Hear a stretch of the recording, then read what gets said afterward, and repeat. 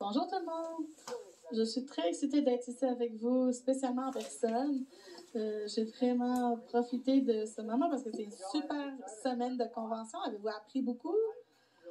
Donc, moi, je suis vraiment excitée et j'adore l'énergie que vous amenez, surtout quand on peut se rencontrer en personne durant cette semaine. J'adore la passion que vous avez, que vous amenez pour les huiles essentielles. Alors, aujourd'hui, j'aimerais prendre quelques minutes pour vous parler de quelque chose qui me passionne.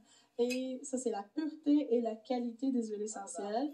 Et parler des quelques façons que doTERRA est un leader pour s'assurer que vous recevez les huiles les plus pures au monde et les étapes qu'on fait. Donc, peu importe le moment que je parle des huiles essentielles et de la pureté et d'assurer qu'on continue de chercher ce qui est pur, je vais toujours commencer par la source. Donc, on a beaucoup parlé du sourcing dans les derniers jours. Donc, Tim va venir après moi et va vraiment aller dans les détails du sourcing. Donc, je vais juste survoler ce sujet. Mais je serais dans le tort si je ne vous disais pas que c'est critique et important de s'assurer que vos huiles essentielles sont pures et naturelles. Donc, de choisir la plante qui va être utilisée dans la cultivation. Ça, c'est ce que Dr. Phil a dit.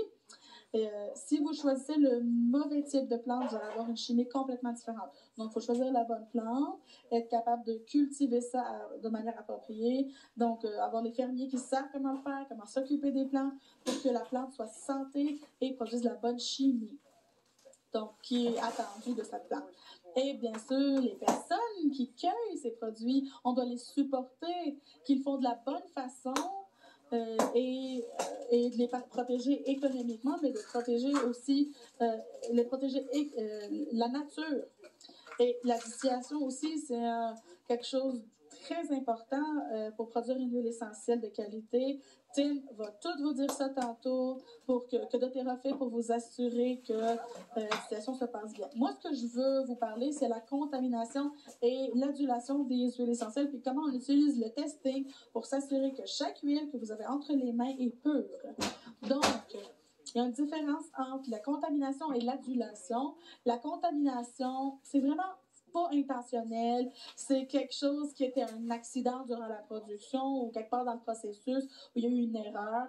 Il n'y a pas vraiment de raison économique de contaminer une huile, mais ça peut arriver dans le storage que ça marche pas bien ou que là on le distille dans un processus pas correct ou on le met dans une bouteille qui est pas adaptée. Donc, on veut vraiment pas faire ça. Mais l'adulation, c'est complètement une autre histoire. C'est fait de manière intentionnelle et c'est fait parce que tu peux faire du profit grâce à ça. Et j'ai vu ça vraiment en première ligne. Et c'est pour ça qu'on dit que quand il y a 80% des huiles essentielles qui sont adulées, c'est parce que vous pouvez faire beaucoup d'argent en faisant ça. Et ça, c'est le standard dans plusieurs compagnies et c'est attendu que vous allez ajouter quelque chose à ces huiles essentielles pour avoir un profil plus substantiel ou lui permettre de se sentir mieux aux yeux de quelqu'un. Ça, c'est le monde dans lequel on vit.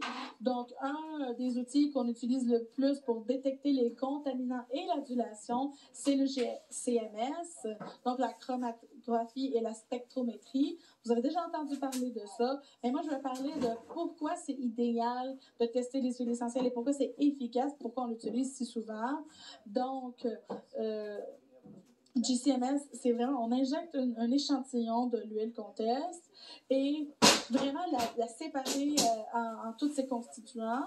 Donc, c'est comme chauffer dans un four et les composants qui sont de la même taille, qui sont pareils, sont comme ça collés ensemble, plus ils traversent le tortillon et plus vous mettez, mettons, de la pression ou du temps ou de la température, tous ces composés individuels vont être identifiés. Puis, vraiment, on en regarde dans des milliers dans chaque échantillon qu'on teste.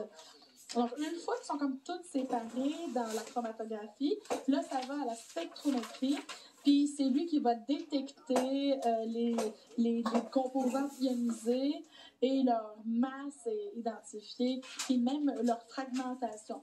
Donc tout ça, le temps, la fragmentation, la masse, on peut vraiment avoir une très bonne idée de quels composants sont dans ces huiles essentielles. Donc, en fait, dans n'importe quel échantillon que vous essayez. C'est un outil très puissant pour être capable de dire qu'est-ce qu'il y a dans l'huile qu'on teste.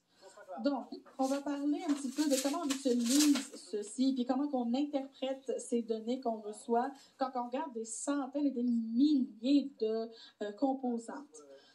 Donc, plus les composés touchent le détecteur, là, on voit des petits pics, puis plus le pic est haut, ça veut dire plus il y a plus de composants de cette sorte-là dans le spécimen.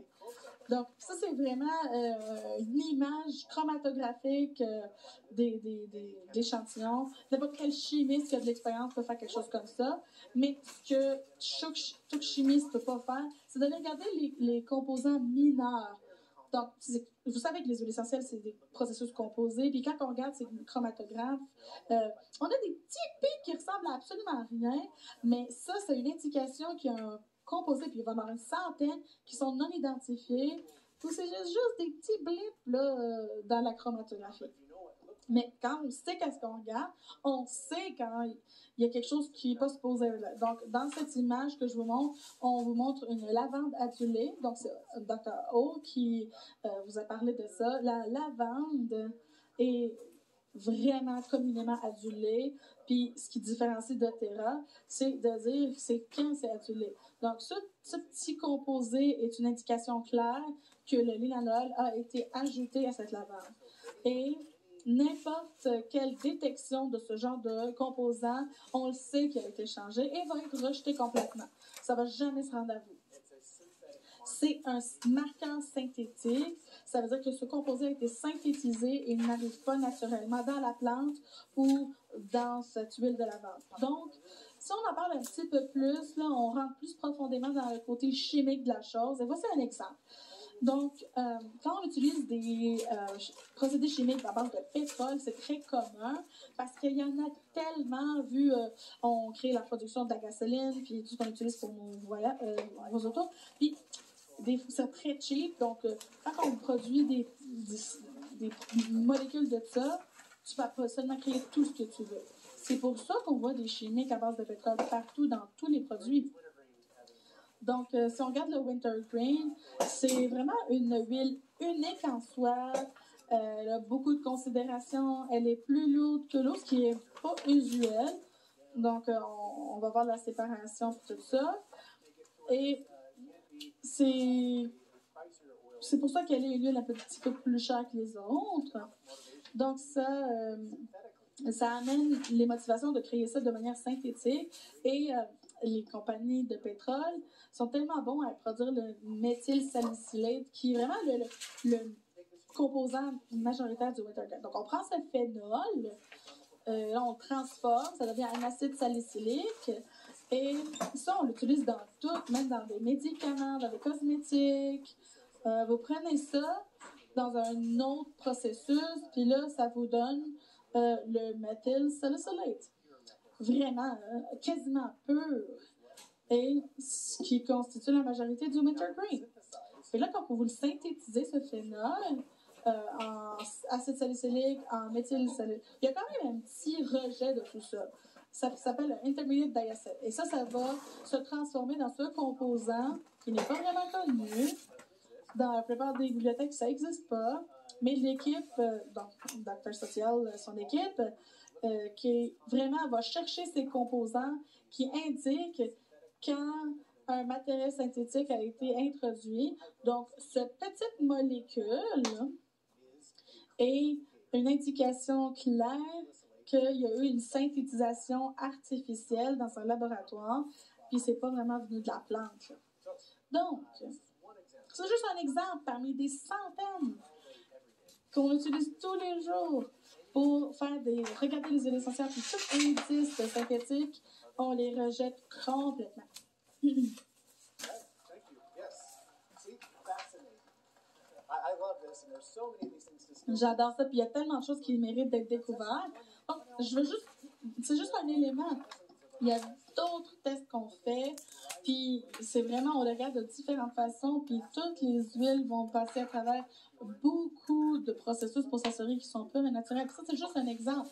Puis quand on prend tous ces tests ensemble, puis qu'on les combine ensemble, le GCMS et tous les processus, on bâtit ensemble un puzzle pour avoir une image claire de la qualité de l'huile qu'on est en train de tester. Et là, doTERRA vous l'envoie.